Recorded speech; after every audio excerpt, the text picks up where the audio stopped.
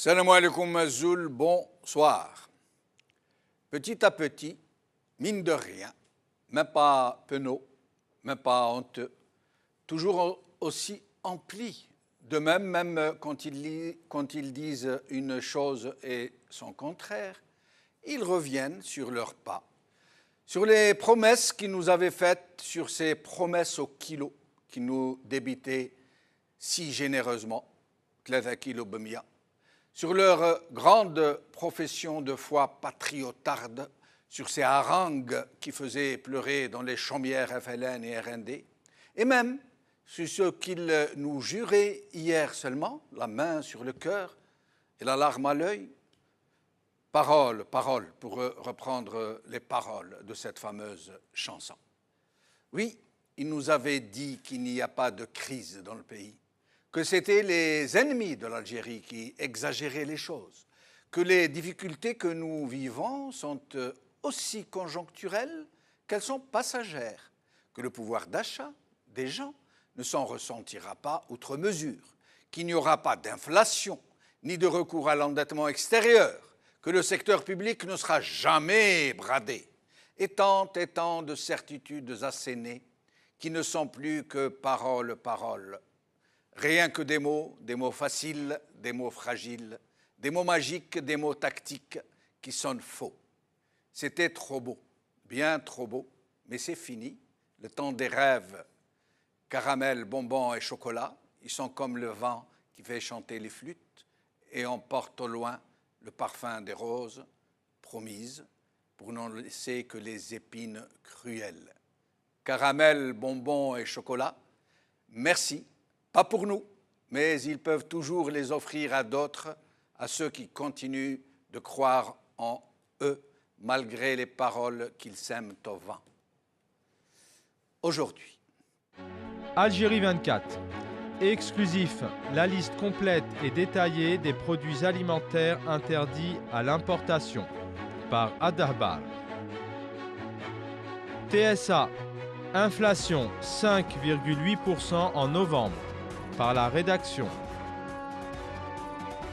Algérie Focus, privatisation des entreprises publiques, Ould Albès charge Ouyahia par Rania Ariles.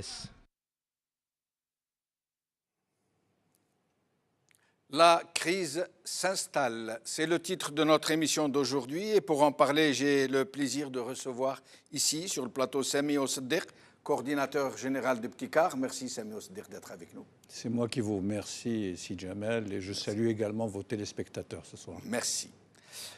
En Skype depuis Alger, Farhat Aïtali, expert financier. Merci d'être avec nous, c'est Farhat Aïtali. Merci, c'est Jamal. Bonsoir. Bonsoir. Alors, avant de commencer l'information, une nouvelle vient de tomber. Monsieur Bouteflika, nous dit-on, a présidé un conseil des ministres et il vient de décréter que Yennayer sera fête nationale le 11 janvier. Mais écoutez, mieux vaut tard que jamais, comme dit le proverbe. Voilà. Je dis, on aura mis beaucoup de temps pour que ça arrive. Hein. Tant mieux. Oui. Farhat Aïtali, au sujet de cette info qui vient de tomber. Pardon? Au sujet de cette info qui vient de tomber, que je viens d'annoncer, M. Bouteflika a présidé un conseil des ministres et il vient de décréter que Yennayer, le 11 janvier, sera journée chômée et payée, journée nationale. C'est une sorte de vente concomitante avec la crise économique. Nous nous en félicitons malgré tout. Personnellement, je ne suis pas contre. Au contraire, je suis très heureux que le gouvernement algérien, du moins même par une mesure opportuniste, se soit rendu compte que cette date était une date pratiquement matrice pour l'histoire de l'Afrique du Nord, pas seulement de l'Algérie de toute façon. J'espère que ça va créer une synergie dans les autres pays de la région. Mais bon, ceci dit, je ne pense pas que l'objet du Conseil des ministres d'aujourd'hui était une ère. Donc, il fallait quand même trouver une sorte d'échappatoire au problème du moment. Et diversion en même temps que se rallier des sympathies au niveau de la population? La logique voudrait que la population qui estime que c'est son droit de toute façon, donc on n'a pas de sympathie à attendre en respectant et en reconnaissant le droit d'autrui, particulièrement quand on est pratiquement de la même identité et du même pays qu'eux. Donc ce n'est pas une offre, ce n'est pas un cadeau. À Oui. moins que certaines têtes du pouvoir ne s'estiment pas elles-mêmes identitairement de cette terre. Mais bon, à la limite, je considère que dans un conseil des ministres de dernière minute, enfin du dernier jour de l'année, destiné initialement et essentiellement à discuter de la fameuse loi de finances, enfin à faire une cérémonie de signature, c'était inattendu, mais il ne peut pas s'attendre à ce que la population oublie le reste juste parce qu'il y a cette mesure. Restez avec nous, Vrata Italie. Samuel Sadiq. Oui, juste pour dire que bien évidemment, ça ne peut pas faire illusion. Hein. Donc, il faut s'en féliciter. Voilà. Hein. Mais penser que les Algériens puissent troquer un futur incertain pour une date qui est fêtée déjà par les Algériens. Absolument, si vous qu'il a permettez, toujours été. Qu'il a toujours été. Ils n'ont pas attendu que ce soit tout à décrété. Fait, tout à fait. Donc là, je pense qu'au-delà de ça, ça n'a pas d'intérêt plus que cela. Mais très franchement, on devrait s'en réjouir. Mais à chaque fois, nous sommes déçus parce qu'ils n'ont pas de scrupules. Ils font feu de tout bois. Ils utilisent toutes les ficelles possibles et imaginables pour faire passer leurs choses. Moi, ce qui m'étonne, c'est que vous vous étonniez encore de cela. Oui, je ne peux pas m'en empêcher. Je suis naïf à ma façon. Je ne pense pas que vous êtes naïf. Loin s'en faut. Mais pour ma part, je crois que c'est des manœuvres éculées, des manœuvres de diversion qui, compte tenu du feu qui se propage aujourd'hui, je parle bien évidemment très symboliquement du feu, hein, la situation économique, sociale du pays qui tend vers des situations encore beaucoup plus compliquées.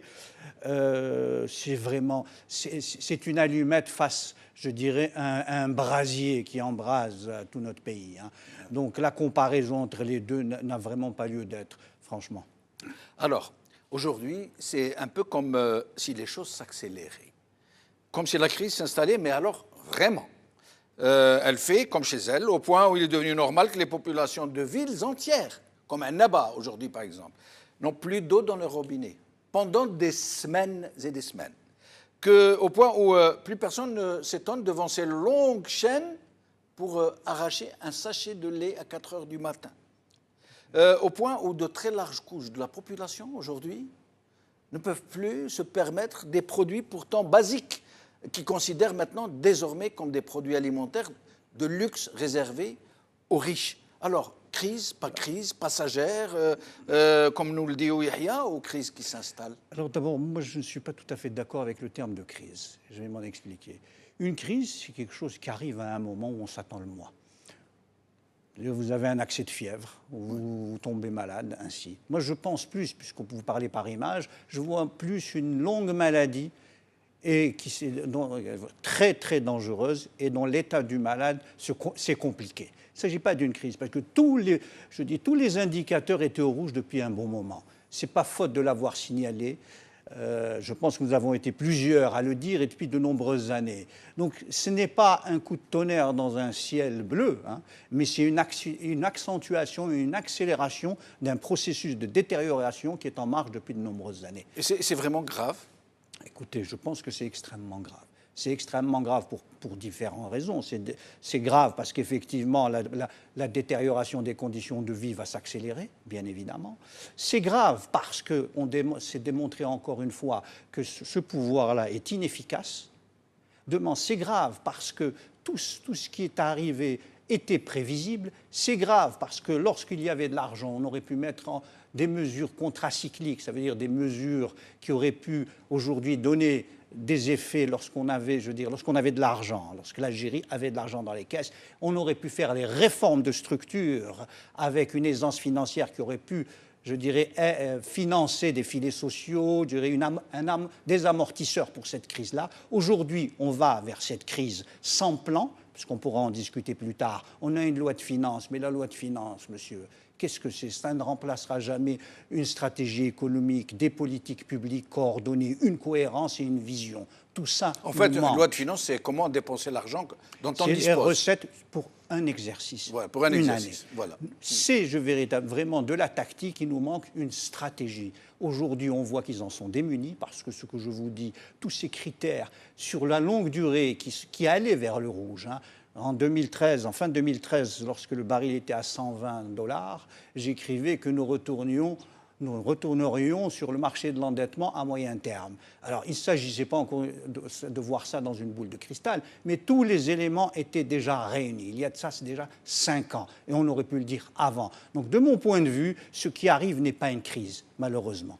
C'est plus grave que cela. Farhat Aïtali, je suis tenté de vous poser la même question. Ben, je suis tenté de vous donner la même réponse que M. Oussedir.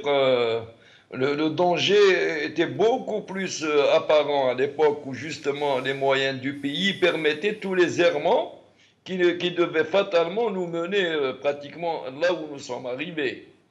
Parce qu'il faut se rendre compte que c'est à partir du moment où les finances du pays permettaient quand même une certaine aisance, une marge de manœuvre que n'importe quel incompétent aurait pu gérer, que des incompétences notoires sont arrivées à des positions justement, je dirais pas des positions de pouvoir, mais des positions de force à l'intérieur même du pouvoir, où elles ont pu prendre le dessus, même sur le reste des clans du pouvoir qui étaient peut-être un peu plus raisonnables.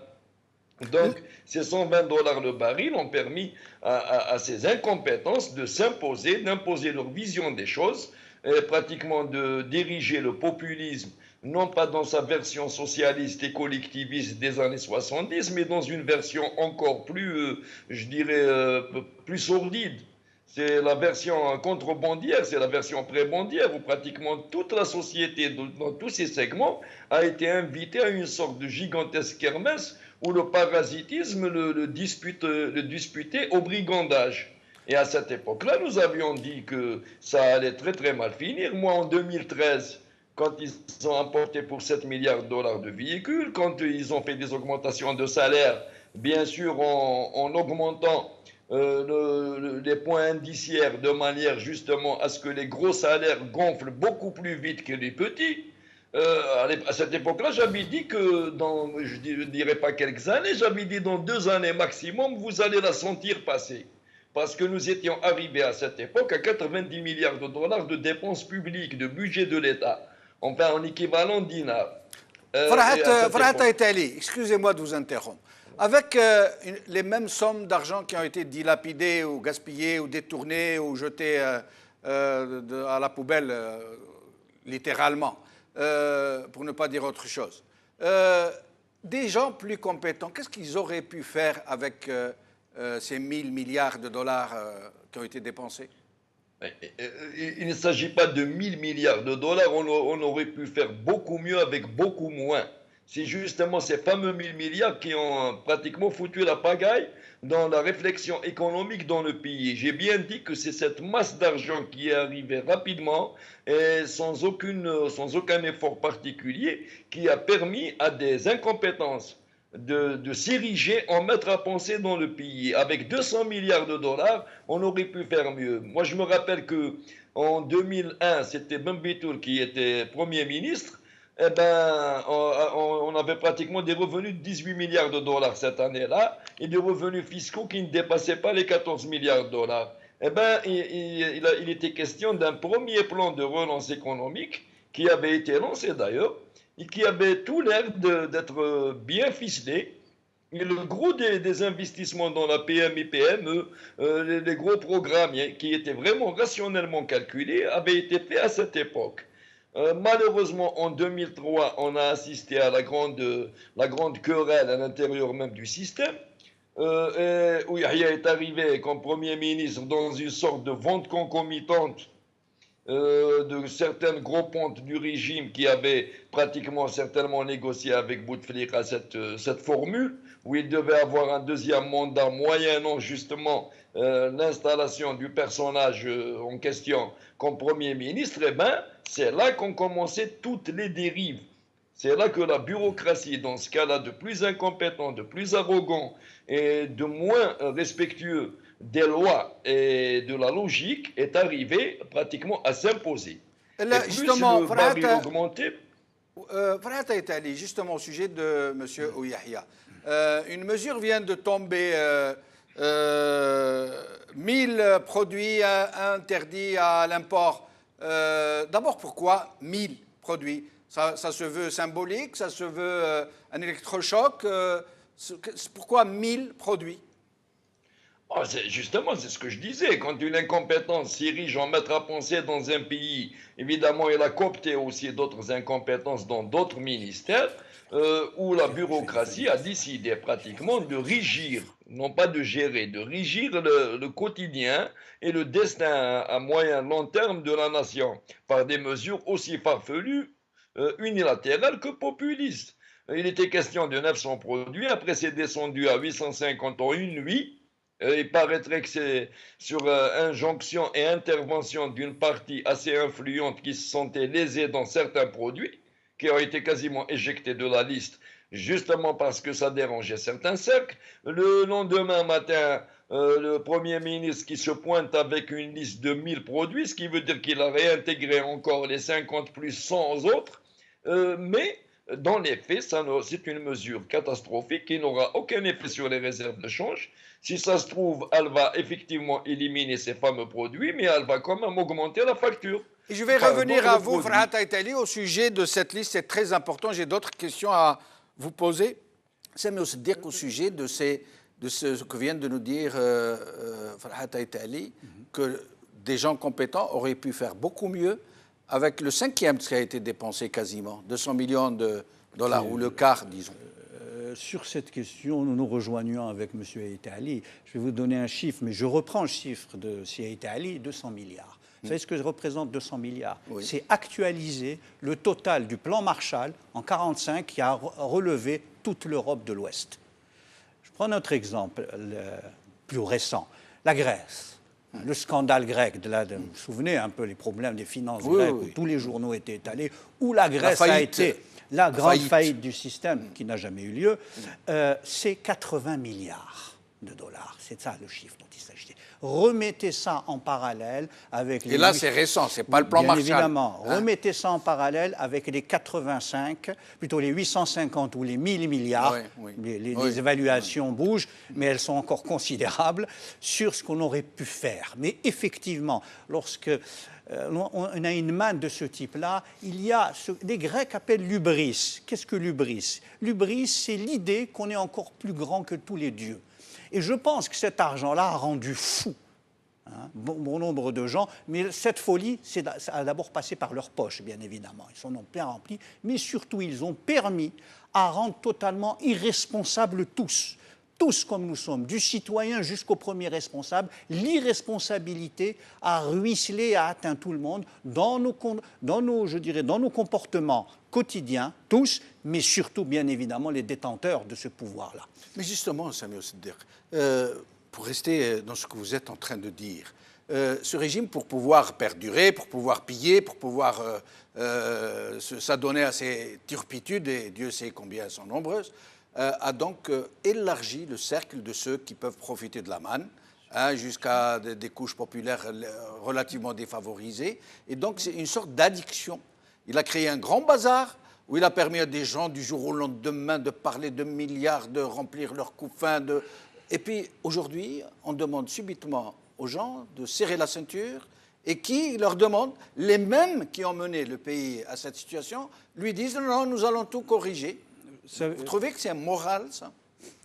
D'abord, la morale n'a rien à voir en politique. Oui, mais franchement... Ce n'est même pas efficace. Les apprentis sorciers qui font tomber la grêle au lieu de la pluie et qui après vous disent « Bon, c'est à vous qui devez couper ». Je ne vais même pas me placer sur le plan de la morale, mais de l'efficacité. Je vais être un peu cynique. Oui. Aujourd'hui, il se trouve, et vous l'avez si bien dit, ils se trouvent dans une situation très compliquée. Ils ont nourri des clientèles qui...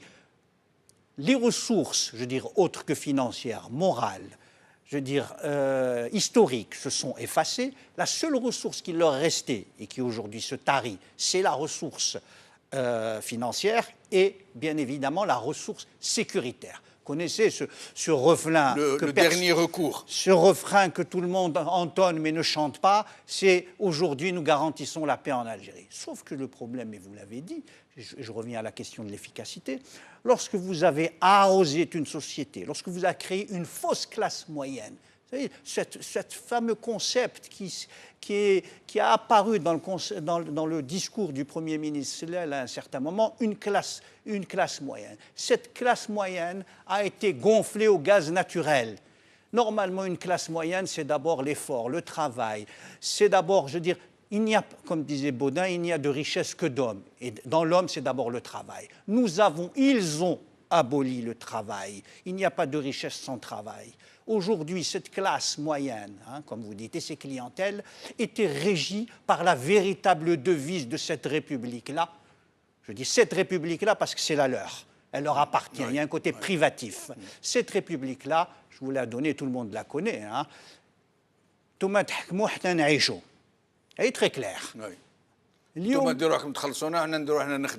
Voilà. Aujourd'hui, il n'y a plus les moyens, bien, très clairement, il n'y aura plus les moyens de pouvoir entretenir, et je pèse mes mots, entretenir ces clientèles-là. Et bien évidemment, il y a une rupture tacite du pacte social qui a permis à ce régime... Du pacte social entre guillemets. Mais bien évidemment, tout est entre guillemets, république et pouvoir également, et même économie. Parce que là aussi, en termes de concept, je pense qu'on est plusieurs à penser qu'il n'y a pas d'économie. Il y a un secteur extractif et il y a autour de ça un système de prédation qui s'est mis en place et de consommation. Donc aujourd'hui, tous les ingrédients sont en place pour qu'il y ait véritablement un avenir compliqué si les choses restent ainsi. Quand je dis si les choses restent ainsi, ce n'est pas que je mets encore ou je fais crédit à ceux qui sont au pouvoir, mais aujourd'hui, bien évidemment, les choses vont changer à terme, pas demain, pas après-demain, mais elles vont être dans l'obligation de changer. Et j'espère qu'elles changeront pour le meilleur. Farhat Ait Ali, pour revenir à cette liste des 1000 produits interdits à l'import, ces gens-là vont être obligés de réduire la voilure, y compris pour leur propre clientèle. Mais comment vont-ils procéder à la sélection? Et rien ne dit que cette liste ne va pas encore être gonflée, ne va pas être rallongée. D'abord, et ensuite, est-ce que ça risque d'avoir à court terme des répercussions, non seulement sur la vie économique de tout le monde, mais sur les équilibres que le régime a mis en place, les équilibres de ses propres relais? Il y a quand même, si jamais, clientèle et clientèle. Et ce n'est pas du tout les mêmes. Il y a une clientèle inconnue du régime qui fait partie justement des fameuses classes moyennes ou même plus ou moins supérieures au sens de la rente, parce qu'il n'y a pas de classe en Algérie. Je l'ai déjà dit que quand on est pratiquement tous addictifs à un tuyau qui court à l'horizontale, on ne peut pas adopter une pyramide à la verticale. Donc, ce n'est pas stratifié en classe, c'est beaucoup plus des couches en fonction de la proximité de la rente. Mais les 1000 produits là, qui sont touchés ne sont pas exactement le privilège de la fameuse clientèle directe du régime.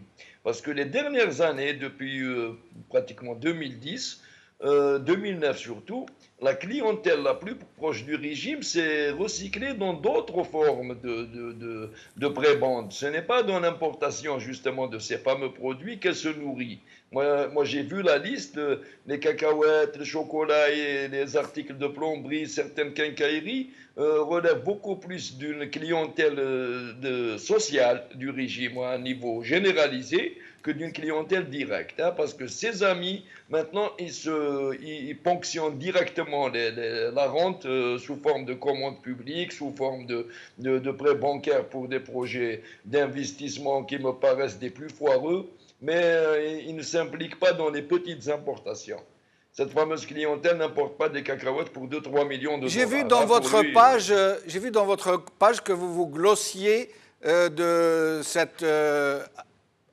l'un de ces produits qui va être interdit, le lait. Vous avez dit, qu'est-ce qu'ils doivent faire alors? Importer des vaches américaines, leur fameux projet d'Al-Bayed?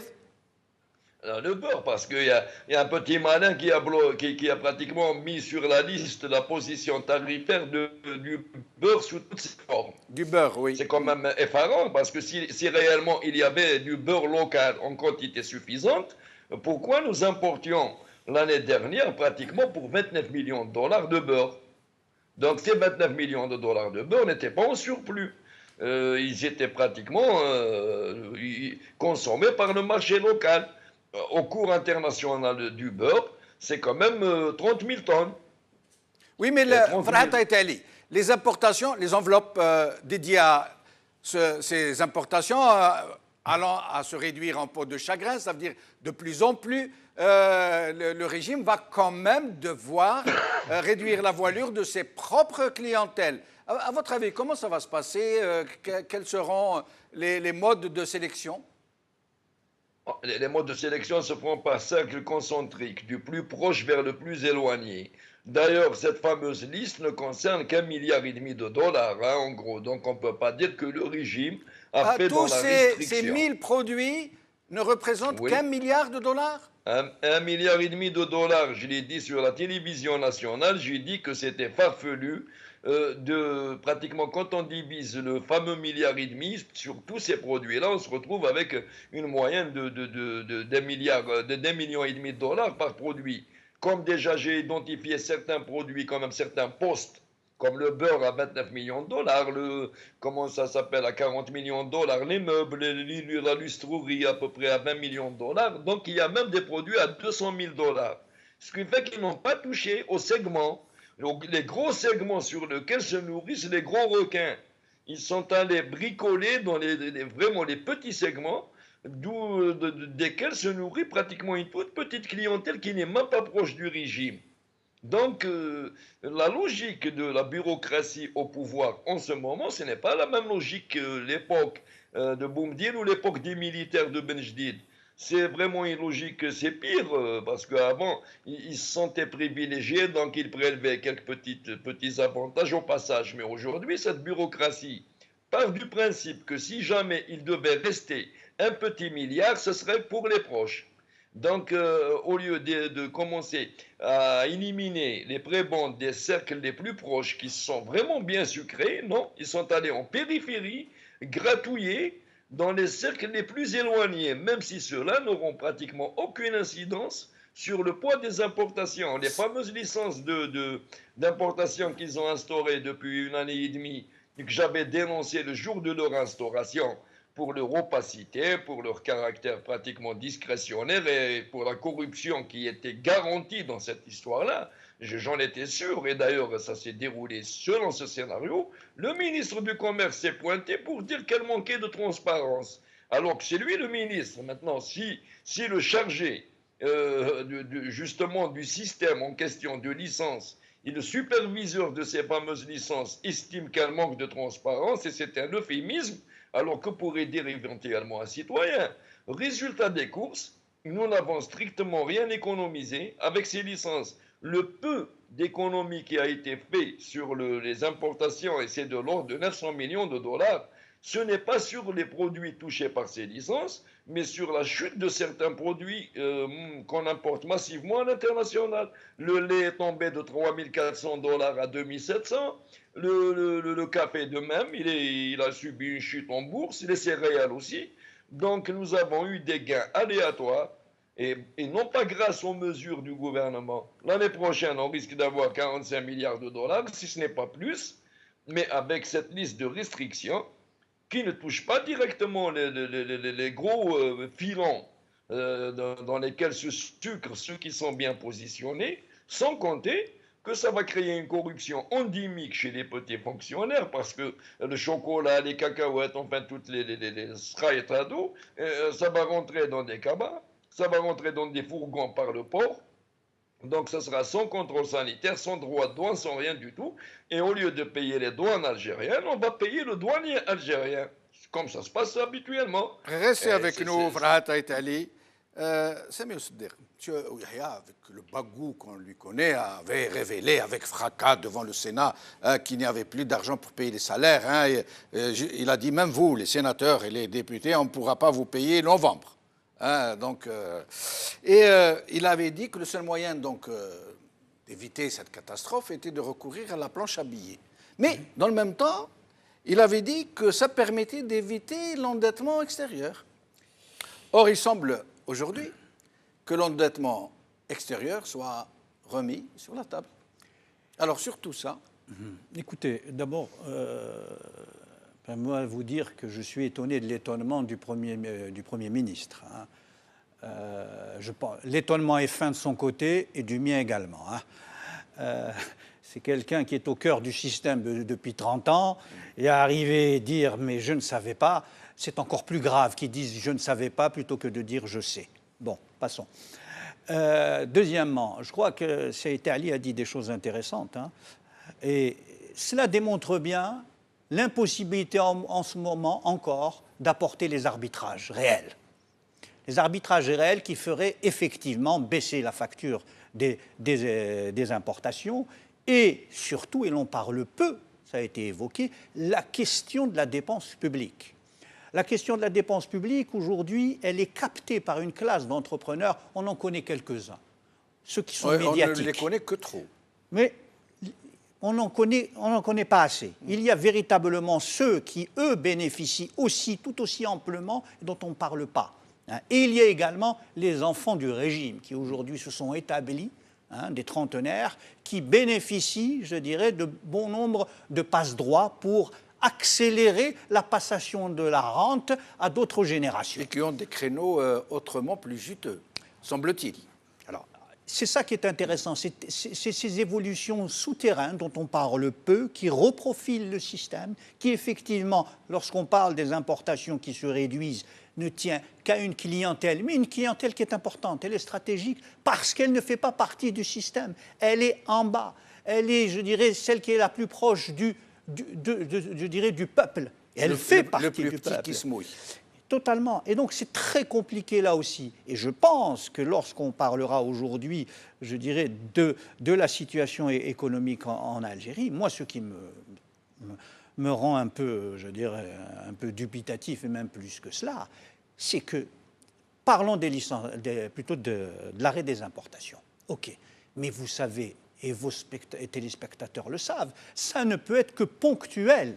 Ça ne peut être que ponctuel parce que, bien évidemment, aujourd'hui, cela fait augmenter le taux de change réel du dinar, ça augmente les prix intérieurs et ça augmente le coût des intrants. Et donc, bien évidemment, les produits, même ceux qui ne sont pas importés finis, vont être plus chers à la vente. Donc, on a une situation qui n'est pas tenable sans compter nos engagements internationaux, où nous avons une zone de libre-échange avec les pays arabes, où nous avons un accord d'association. Donc on ne pourra pas faire fi longtemps encore de tourner le dos à la réalité.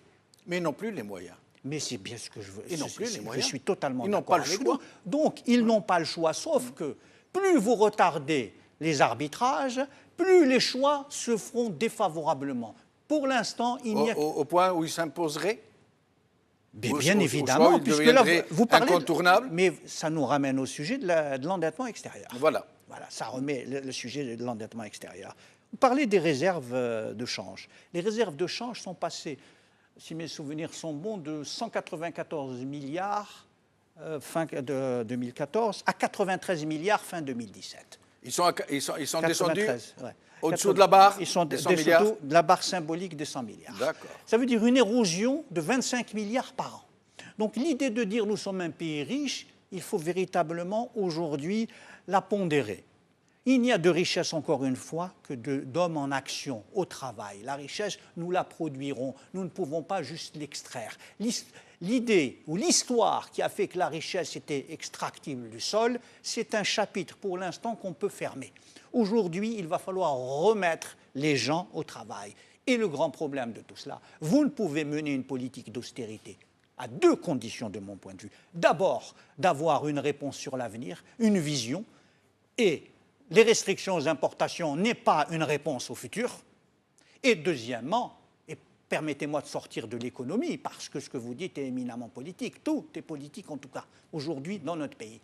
Aujourd'hui, pour mener une politique d'austérité, il faut un pouvoir crédible, un pouvoir dont on peut se dire qu'il peut mener pour l'avenir. Ces conditions ne sont pas réunies.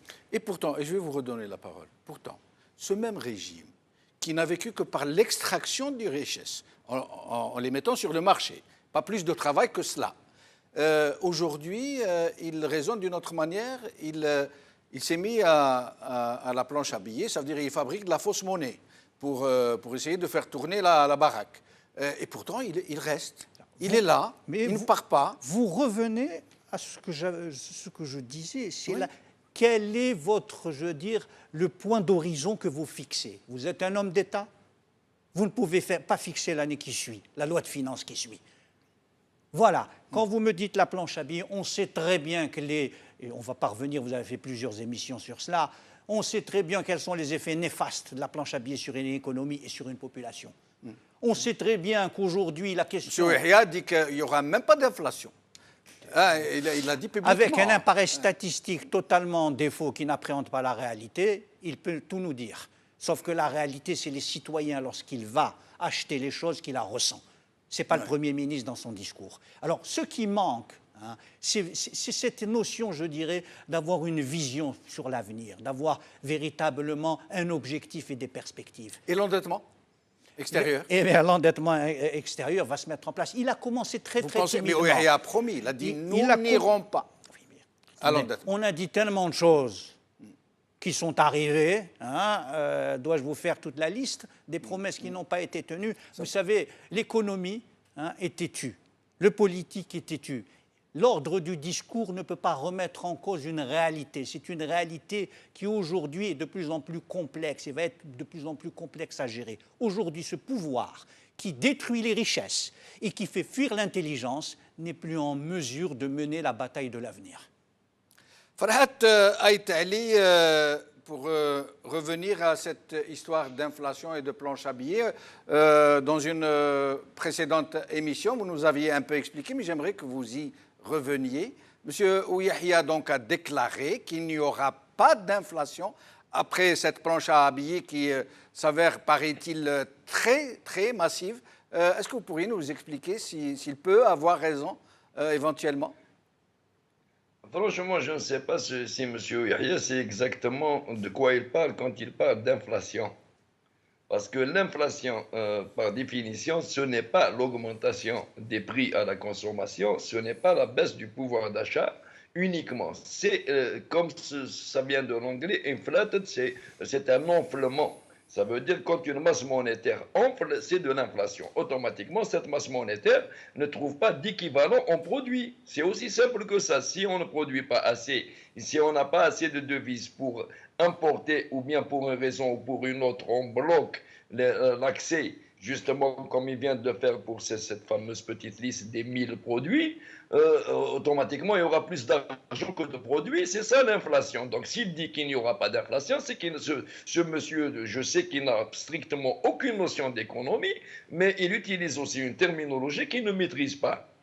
On ne peut pas émettre pratiquement pour 1800 milliards de dollars, pour 1800 de dinars, pratiquement pour 15 milliards de dollars en 2018, pour 570 milliards, c'est le gouverneur qui vient de le dire, pour 2017, et se retrouver avec 20 milliards, l'équivalent de 20 milliards de dollars dans la nature, qui n'ont pas leurs 20 milliards dans les réserves, et qui ne les ont pas en produits intérieurs, sans inflation. Ça, c'est lui qui le dit. Franchement, ce monsieur défie les lois des mathématiques, les lois de la logique.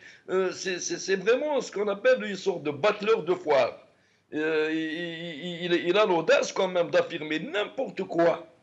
Et évidemment, il peut même reposer ça sur quelques experts maison qui viendront expliquer que moyennant telle mesure, moyennant une productivité intérieure améliorée, si on devait mettre bien sûr la machine de production en marche, enfin avec une addition, une série de si, et ils peuvent toujours dire si on mettait tout ça en place, eh ben on n'aura pas d'inflation. Mais s'il y avait tous ces si-là, on n'en serait pas là déjà, on ne serait pas dans cette catastrophe. Ce monsieur ne serait pas obligé d'émettre de la monnaie. D'ailleurs, en 2016, j'avais prédit à Sellel qu'il émettrait de la monnaie à partir de la mi-2017, ce qui avait été démonté à l'époque avec véhémence. Mais maintenant, ce qui avait été démonté sous celle-là est devenu une trouvaille géniale sous Yahya.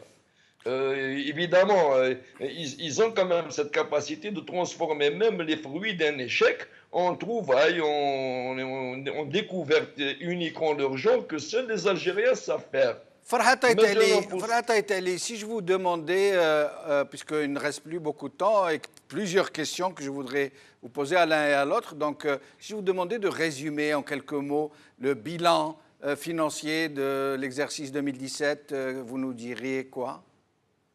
Le bilan financier de l'exercice 2017, bon, il est calamiteux comme c'était prévu en 2016. Pratiquement, nous en sommes à l'émission sans contrepartie, mais aussi, il y a une tromperie dans le bilan.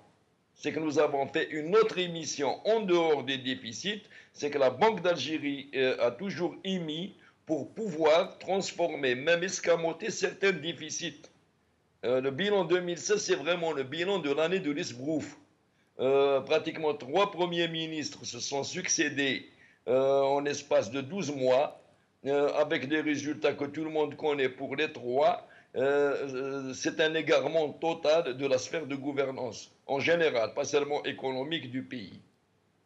Nous avons vu ces derniers jours les images d'une réunion des habituels partenaires de la tripartite, le patronat représenté par Haddad, le fameux syndicat représenté par Sidi Saïd et M. Ouiahia qui représente le gouvernement. On y a parlé de choses et d'autres, mais on a parlé de privatisation. Et certaines scènes rapportées par la presse sont réellement psychédéliques. Alors, un chef du gouvernement qui tente de justifier la privatisation en nous parlant de minoterie, comme si ça ne se résolvait qu'à ça. Un secrétaire général du plus grand syndicat des travailleurs du pays qui encense la privatisation du secteur public. Et le patron du patronat, M. Haddad, qui rend un hommage réellement très comique au premier patron du secteur public, le PDG de Sonatrach. Alors, qu'est-ce que c'est que cette histoire de privatisation, Sami Oster? D'abord, juste cette image que vous venez de donner. Si nous étions dupes, on aurait eu l'impression qu'on est en Allemagne dans une forme de cogestion. Zama, qui me troll. Mais on est bien loin de tout ça. On est encore une fois dans le travestissement d'une réalité. Alors, sur la privatisation, juste veux dire que ce qu'il se propose d'être fait, c'est les PPP, partenariat public-privé, qui n'est pas, je dirais, ce qu'on appelle d'habitude une privatisation. D'abord, ça demande deux choses. Ça demande un patronat véritablement et ça demande un secteur public qui fonctionne. C'est deux conditions aujourd'hui qui ne sont pas tout à fait réunies. Moi, je reste réservé sur... J'ai étudié de nombreux cas et participé à des PPP à travers le monde et surtout dans les pays, comme on dit, pudiquement émergents, et je n'ai jamais trouvé ça d'une réussite folle. Donc il ne s'agit même pas de privatisation, parce qu'à la limite, encore une fois, on reste toujours au milieu du gué, dans cette incapacité, je dirais, à arbitrer. On reste dans un système que l'on voudrait mettre en place de PPP, donc partenariat public-privé, qui aujourd'hui, d'abord, pour arriver à ce partenariat, demande un nombre d'intervenants et, je dirais, de conditions qui le rendent d'une certaine façon impossible, sauf pour certains. Vous savez, c'est toujours l'exception. Donc, on aura quelques partenariats publics-privés, mais qui n'auront pas comme objectif l'efficience économique, mais plutôt le développement d'une relation économique en faveur, je dirais, d'un partenaire privé d'abord. Donc, on assiste d'une certaine façon à un faux partenariat public-privé. Sur les privatisations, puisque vous parlez des privatisations, la loi de 2016 a remis en place, je dirais, une mesure qui est celle d'avoir une minorité de blocage de 34%. Là aussi, j'ai dans un passé récent, vu les dossiers très près des privatisations qui n'ont pas eu lieu, celle des cimenteries, puisque moi-même j'étais président du banque d'affaires et j'étais sur la shortlist. Je peux vous dire que ce qu'il y a, alors on peut être pour ou contre, c'est même pas cela dont je veux parler, c'est l'incapacité à fabriquer, à produire une décision politico-économique qui amène, je dirais, de l'efficacité. C'est un système bloqué qui détruit les choses. sur ces privatisations. On est resté au milieu du gué. Qu'est-ce qui est arrivé? Je vous raconte l'histoire d'une cimenterie, la plus grande cimenterie d'Algérie à cette époque. On voulait ouvrir le capital. L'histoire n'a pas bougé. Et qu'est-ce qu'on a fait parallèlement? On a permis à Orascom d'ouvrir une cimenterie privée qui avait une production qui, d'une certaine façon, dévaluait la cimenterie à vendre. On s'est trouvé dans une situation où la vente a été contournée en disant nous ne privatisons pas, mais on a permis à des intérêts privés de s'accaparer à un coût d'entrée sur le marché très faible une part importante du marché du ciment. Mais c'est à ce point, même en des circonstances pareilles, qui ce serait suicidaire, y compris pour eux-mêmes, ces gens qui sont en train de concocter de telles attitudes, de telles stratégies. Alors, tout dépend de ce que vous appelez suicide. Je m'explique. Oui. Moi, je pense qu'il y a une idée de dépossession dans tout ça. Et je vais m'expliquer si vous avez 5 minutes. Oui. Nous sommes, il faut le dire, nous avons été, par différents phénomènes historiques et anthropologiques, dépossédés de nombreuses choses. De notre culture, de nos terres. 62, d'une certaine façon, on a recouvré une indépendance, mais le peuple a gardé, je dirais, on a confisqué encore de nombreuses choses pendant très longtemps. Et ce pouvoir, d'une certaine façon, a lui aussi intériorisé la dépossession. Et je vais m'expliquer pourquoi. Lorsque vous avez une élite, même une élite corrompue, elle utilise rationnellement la corruption et la prédation pour se maintenir le plus longtemps. Nous, on a l'impression que notre pouvoir, ce pays, ils n'ont pas ce lien avec ce pays. Leur but est d'être dans une prédation totale le plus rapidement possible. Donc même dans ça, il y a une incohérence d'une certaine façon pour nous, mais pour eux, il y a une cohérence dans la prédation d'aller le plus vite, le plus loin. Farhat Aït Ali, un mot d'abord au sujet de cette privatisation, avant que je vous pose une question en particulier. Il n'y a pas de privatisation de mon point de vue, il n'y a même pas tentative de le faire.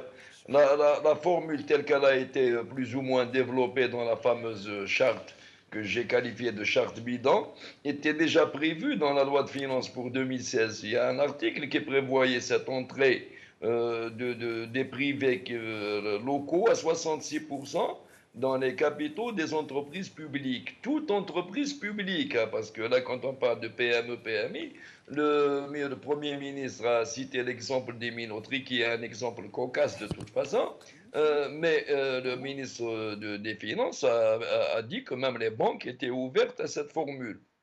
Mais je ne vois pas selon quel canevas et dans quelle optique des privés nationaux vont se s'acoquiner à 66% avec un secteur public qui a une autre vision de l'économie. D'ailleurs, les deux visions, de toute façon, chez les privés qui sont proches du système, c'est des privés qui n'ont strictement rien à voir avec le management, au sens moderne du terme, et encore moins avec le dirigisme socialiste cher aux syndicalistes qui sont incrustés justement dans les sphères de ces entreprises en faillite. Ils vont se retrouver en face encore d'un staff dirigeant du secteur public lui-même soumis à la tutelle et habitué à la tutelle. Comment peut-on mettre tout ce bon monde-là dans le même conseil d'administration et espérer des résultats? Alors, question.